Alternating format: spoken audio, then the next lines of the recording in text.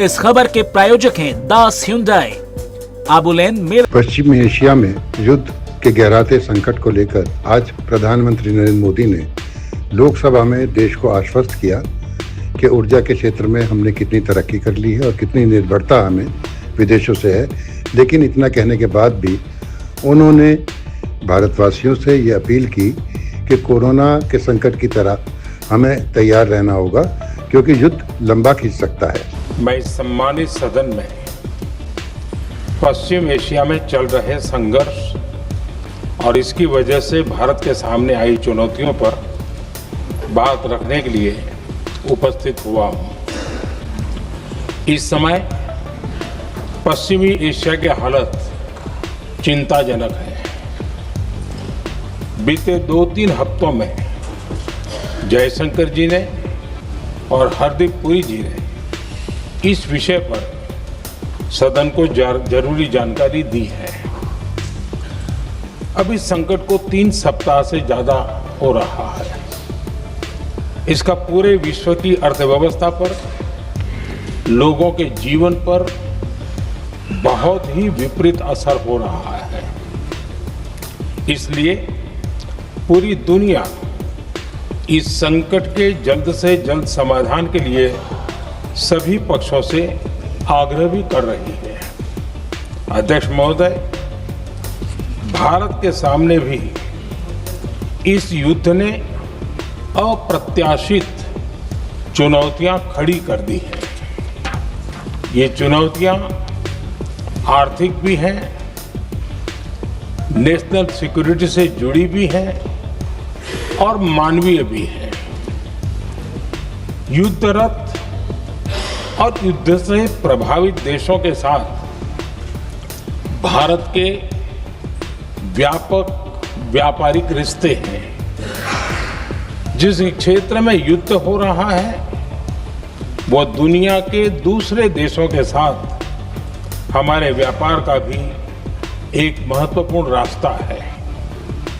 विशेष रूप से कच्चे तेल और गैस की हमारी जरूरतों का एक बड़ा हिस्सा यही क्षेत्र पूरा करता है।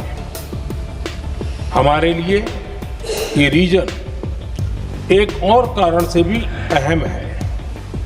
लगभग 1 करोड़ भारतीय खाड़ी देशों में रहते हैं और वहां काम करते हैं। वहां समंदर में जो कमर्शियल शिप चलते हैं उनमें भारतीय क्रू मेंबर्स की संख्या भी बहुत अधिक है। ऐसे अलग अलग कारणों के चलते भारत की चिंताएं स्वाभाविक रूप से अधिक है। इसलिए ये आवश्यक है कि भारत की संसद से इस संकट को लेकर एक मत और एकजुट आवाज दुनिया में जाए।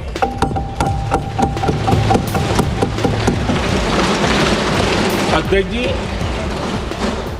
जब से ये युद्ध शुरू हुआ है तब से ही प्रभावित देशों में हर भारतीय को जरूरी मदद दी जा रही है।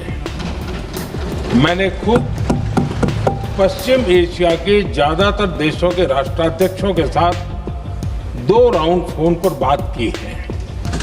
सभी ने भारतीयों की सुरक्षा का पूरा आश्वासन दिया है। दुर्भाग्य से इस दौरान कुछ लोगों की दुखद मृत्यु हुई है और कुछ घायल हुए हैं। ऐसे मुश्किल हालात में परिवारजनों को आवश्यक मदद दी जा रही है। जो घायल है उनका बेहतर इलाज सुनिश्चित कराया जा रहा है। अध्यक्ष जी, प्रभावित देशों में हमारे जितने भी मिशन हैं वो निरंतर भारतीयों की मदद करने में जुटे हैं। वहाँ काम करने वाले भारतीय हो या फिर जो टूरिस्ट वहाँ गए हैं, सभी को हर संभव मदद दी जा रही है। हमारे मिशन नियमित रूप से एडवाइजरी जारी कर रहे हैं।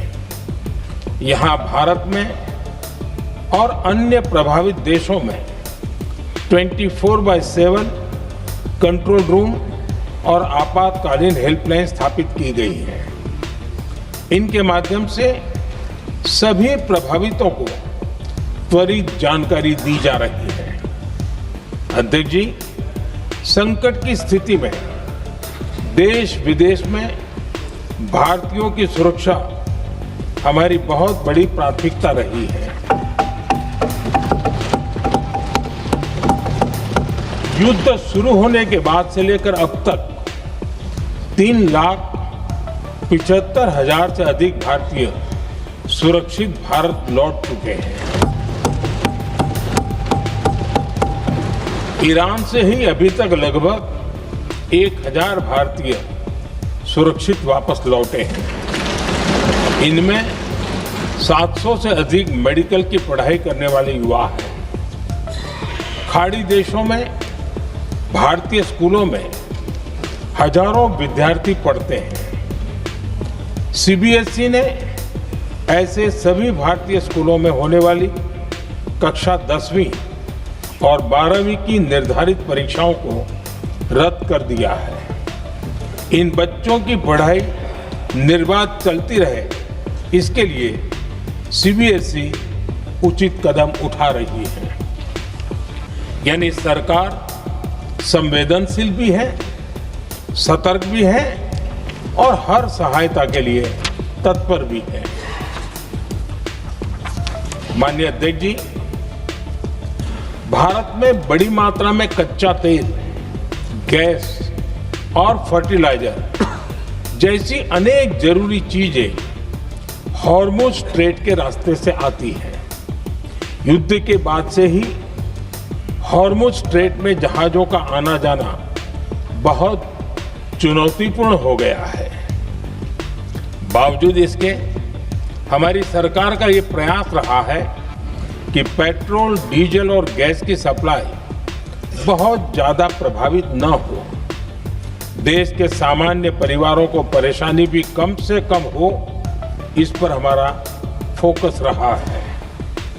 हम सभी जानते हैं, देश अपनी जरूरत की 60% एलपीजी आयात करता है। इसकी सप्लाई में अनिश्चितता के कारण सरकार ने एलपीजी के डोमेस्टिक उपयोग को प्राथमिकता दी है। साथ ही एलपीजी के देश में ही उत्पादन को भी बढ़ाया जा रहा है। पेट्रोल, डीजल की सप्लाई पूरे देश में सुचारू रूप से होती रहे, इस पर भी लगातार काम किया गया है। अध्यक्ष जी, आज की इन परिस्थितियों में एनर्जी सिक्योरिटी को लेकर बीते एक दशक में उठाए गए कदम और भी प्रासंगिक हो गए हैं। भारत ने बीते 11 वर्षों में अपनी एनर्जी इंपोर्ट का डाइवर्सिफिकेशन किया है। पहले क्रूड ऑयल, एलएनजी, एलपीजी ऐसी एनर्जी जरूरतों के लिए 27 देशों से इंपोर्ट किया जाता था। वहीं आज भारत 41 देशों से एनर्जी इंपोर्ट करता है। अध्यक्ष जी, बीते दशक में भारत ने संकट के ऐसे ही समय के लिए कच्चे तेल के भंडारण को भी प्राथमिकता दी है। आज भारत के पास 53 लाख मीट्रिक टन से अधिक का स्ट्रेटेजिक पेट्रोलियम रिजर्व है और 65 लाख मीट्रिक टन से अधिक के रिजर्व की व्यवस्था पर देश काम कर रहा है। हमारी तेल कंपनियों के पास जो रिजर्व रहता है वो अलग है। बीते 11 वर्षों में हमारी रिफाइनिंग कैपेसिटी में भी उल्लेखनीय वृद्धि हुई है।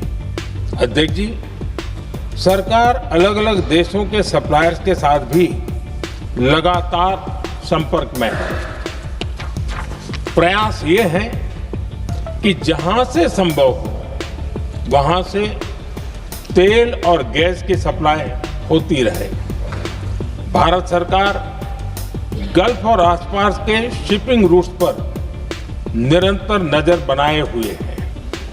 हमारा प्रयास है कि तेल हो, गैस हो, फर्टिलाइजर हो, ऐसे हर जरूरी सामान से जुड़े जहाज भारत तक सुरक्षित पहुंचे। हम अपने सभी वैश्विक सहयोगियों के साथ निरंतर संवाद कर रहे हैं ताकि हमारे मैरीटाइम कॉरिडोर सुरक्षित रहे। ऐसे प्रयासों के कारण बीते दिनों हॉर्मुज स्ट्रेट में फंसे हमारे कई जहाज भारत आए भी हैं। अध्यक्ष जी, संकट के इस समय में देश की एक और तैयारी भी बहुत काम आ रही है। पिछले 10-11 साल में इथेनॉल के उत्पादन और उसकी ब्लेंडिंग पर अभूतपूर्व काम हुआ है। एक दशक पहले तक देश में सिर्फ 1-1.5% इथेनॉल ब्लेंडिंग कैपेसिटी थी। आज हम पेट्रोल में 20% इथेनॉल ब्लेंडिंग के करीब पहुंच रहे हैं। इसके कारण प्रति वर्ष करीब 4.5 करोड़ बैरल कम ऑयल इंपोर्ट करना पड़ रहा है। ऐसे ही रेलवे के बिजलीकरण से भी बहुत बड़ा फायदा हो रहा है। अगर रेलवे का इतना बिजलीकरण न होता तो हर साल करीब 180 करोड़ लीटर डीजल अतिरिक्त लगता। ऐसे ही हमने मेट्रो का नेटवर्क बढ़ाया है। 2014 में जहां देश में मेट्रो नेटवर्क 250 किलोमीटर से भी कम था, आज ये बढ़कर करीब 1100 किलोमीटर हो गया है। हमने इलेक्ट्रिक मोबिलिटी पर बहुत अधिक बल दिया। केंद्र सरकार ने राज्यों को 15,000 इलेक्ट्रिक बसें चलाने के लिए दी हैं। आज जिस स्केल पर वैकल्पिक ईंधन पर काम हो रहा है, उससे भारत का भविष्य और सुरक्षित होगा।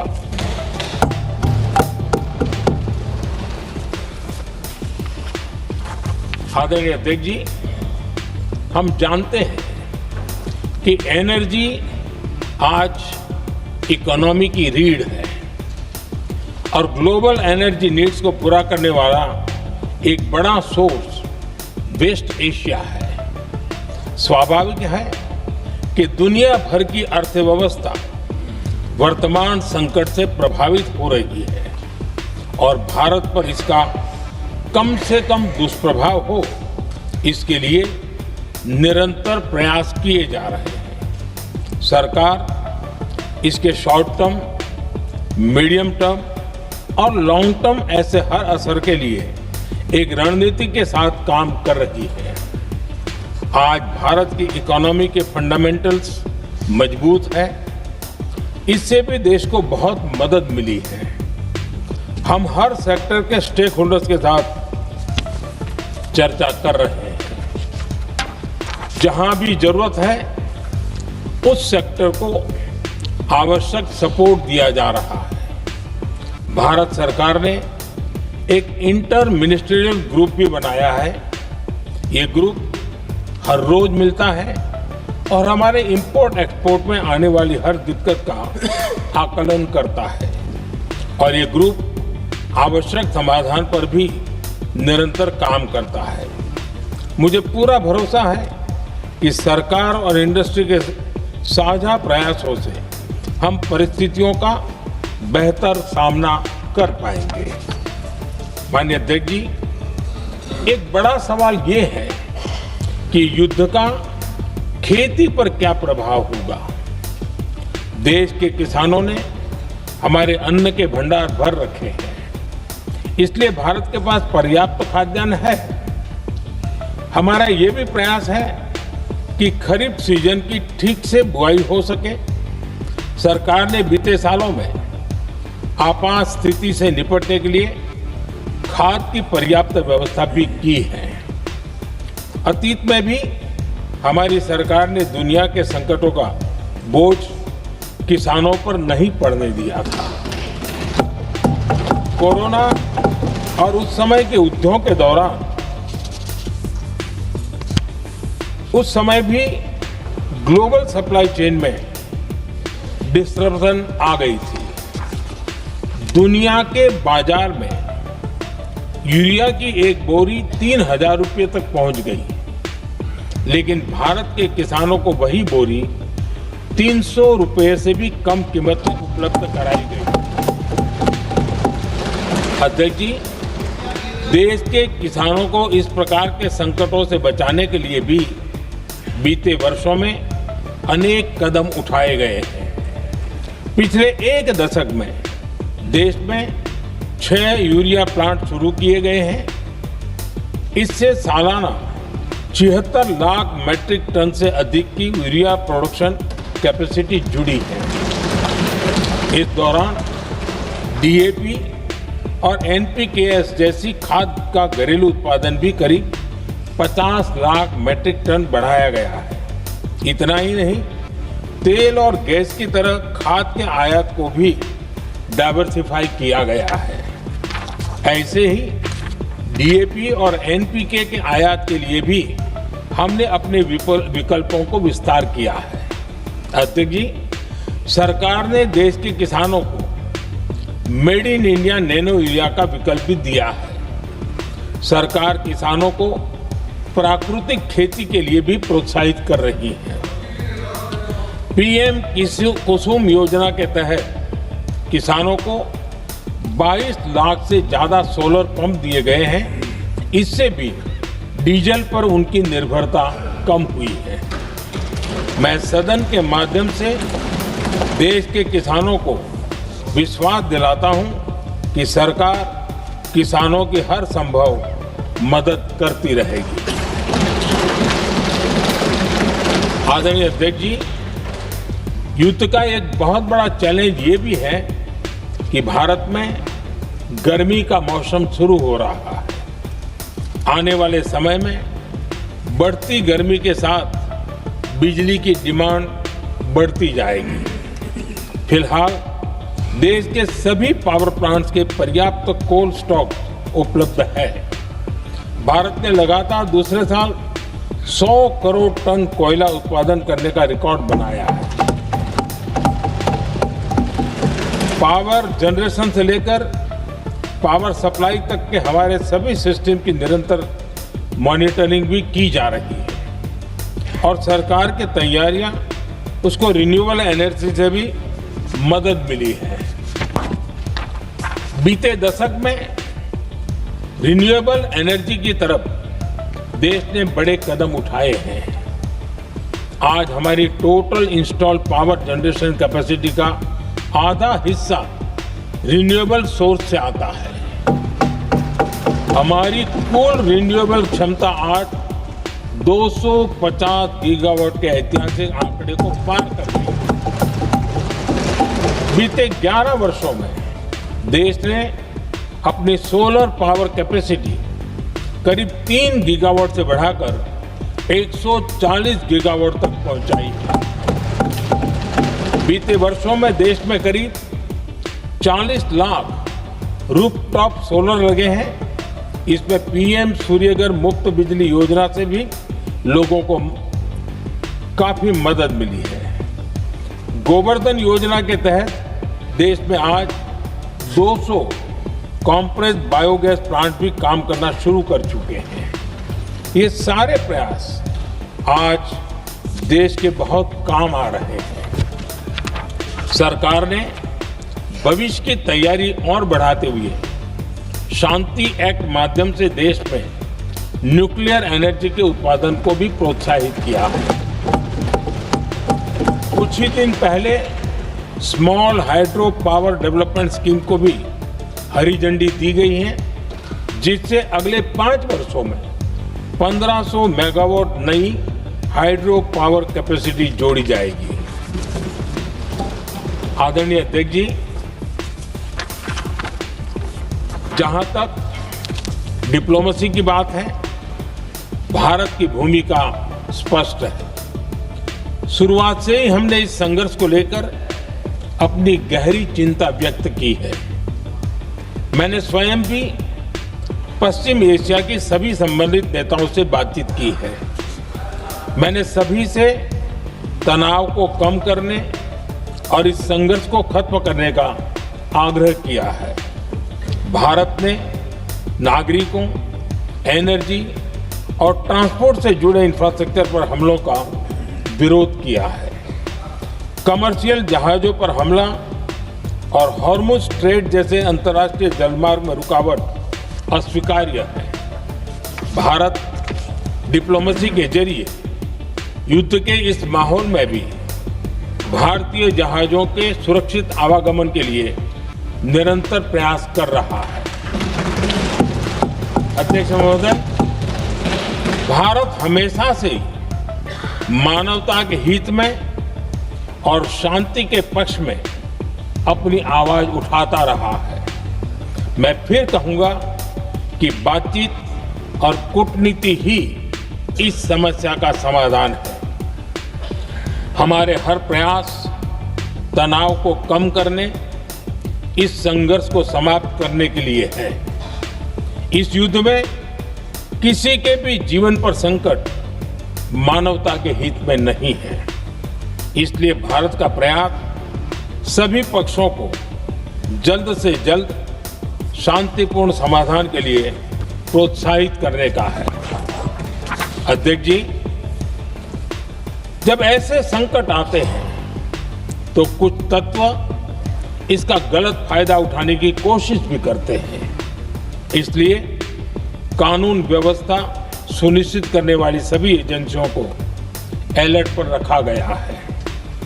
कोस्टल सिक्योरिटी हो, बॉर्डर सिक्योरिटी हो, साइबर सिक्योरिटी हो, स्ट्रेटेजिक इंस्टॉलेशंस हो, सबकी सुरक्षा को और मजबूत किया जा रहा है। अध्यक्ष जी, इस युद्ध के कारण दुनिया में जो कठिन हालात बने हैं, उनका प्रभाव लंबे समय तक बने रहने की आशंका है। इसलिए हमें तैयार रहना होगा, हमें एकजुट रहना होगा।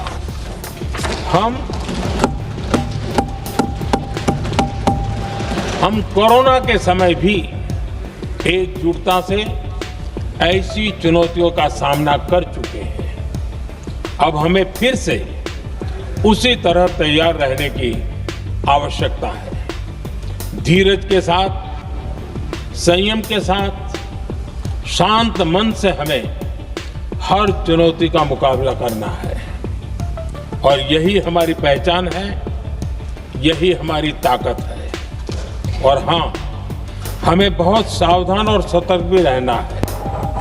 हालात का फायदा उठाने वाले झूठ फैलाने का प्रयास करेंगे। ऐसे लोगों की कोशिशों को सफल नहीं होने देना है। मैं देश की सभी राज्य सरकारों से भी इस सदन के माध्यम से आग्रह करूंगा, ऐसे समय में कालाबाजारी करने वाले, जमाखोरी करने वाले एक्टिव हो जाते हैं। इसके लिए कड़ी मॉनिटरिंग जरूरी है। जहां से भी ऐसी शिकायतें आती हैं, वहां त्वरित कार्रवाई होनी चाहिए। देश की हर सरकार और देश का हर नागरिक जब मिलकर चलेंगे तो हम हर चुनौती को चुनौती दे सकते हैं। इसी आग्रह के साथ मैं अपना वक्तव्य समाप्त करता हूं। बहुत बहुत धन्यवाद। माननीय सदस्यगण, जिन्हें आज अपना नियम 377 के अधीन मामले उठाने हैं, वे व्यक्तिगत रूप से सभा पटल पर अपना प्रस्तुत पटल पर रख सकते हैं।